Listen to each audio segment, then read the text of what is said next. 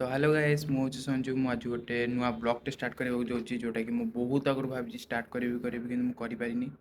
ତ ନ କରିବାର କାରଣ ଏଇଟା କି ମୁଁ ଡରେ ଏଥିପାଇଁ କି ମୋ ଘର ଲୋକଙ୍କୁ କିଏ କିଛି କହିବ କି ମୋ ନାଁରେ କିଏ କିଛି ଚୁଗୁଲି କରିବ, ତ ମୋତେ ସେଗୁଡ଼ା ପସନ୍ଦ ଲାଗେନି।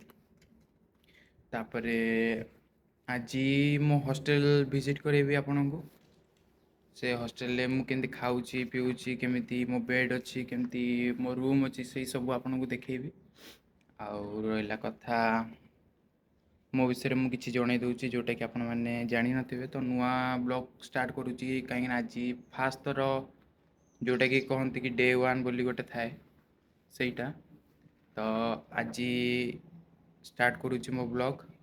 ଆଜିଠୁ ଡେଲି ତ ନ ଆସିପାରେ କିନ୍ତୁ 2 ଦିନକୁ ଥରେ ଆସିପାରେ ବ୍ଲଗ୍। ତ କି ମୁଁ କେଉଁଠୁ ଆସିଛି କ'ଣ କରିଛି, ମୁଁ ଆସିଛି ସେକ୍ଟର 1 ରାଉରକେଲାରୁ।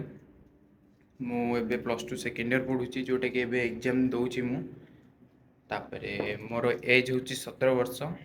ମୁଁ ଏବେ 17 ବର୍ଷରେ ଟିକେ ମେହନତ କରୁଛି, ଯେଉଁଟାକି 17 ବର୍ଷ ଏଜ୍ରୁ କେହି କରୁନଥିବେ। ମାନେ ଯେମିତିକି ବ୍ଲଗିଂ କିଏ କରୁଥିବ ସେମିତି ମୁଁ ଦେଖିନି, କିନ୍ତୁ ପିଲା କରନ୍ତି। ଭିଡ଼ିଓ ଆପଣଙ୍କୁ ବହୁତ ଭଲ ଲାଗିବ, ଯେଉଁଟାକି ମୁଁ ଫ୍ୟାମିଲି ଆଉ ମାନେ କହନ୍ତିନି ଯେଉଁ ଛୋଟ ଛୁଆଠୁ ନେଇକି ବଡ଼ ଛୁଆ ପର୍ଯ୍ୟନ୍ତ ସମସ୍ତେ ଦେଖିପାରିବେ, କାହିଁକିନା ବହୁତ ଏଣ୍ଟରଟେନମେଣ୍ଟ କରେ ମୁଁ ଘରେ। ମୋ ଘରେ ଏତେ ଫନି ମୁମେଣ୍ଟ ହୁଏ ନା, ଆପଣ ହସି ହସି ଖାଲି ଗଡ଼ିବେ ଦେଖି ଦେଖି। ତ ମୁଁ ଘରକୁ ଯେତେବେଳେ ଯିବି, କାହିଁକିନା ମୋର +2 ଏକ୍ଜାମ୍ ଚାଲିଛି, ତ +2 ଏକ୍ଜାମ୍ ସରିଲେ ମୁଁ ଘରକୁ ଯିବି। ଘରକୁ ଗଲା ପରେ ଆପଣଙ୍କୁ ସବୁ ଭିଡ଼ିଓ ଦେଖେଇବି। To the Cabernet Blog Race, 70% bye bye, tata hat to you.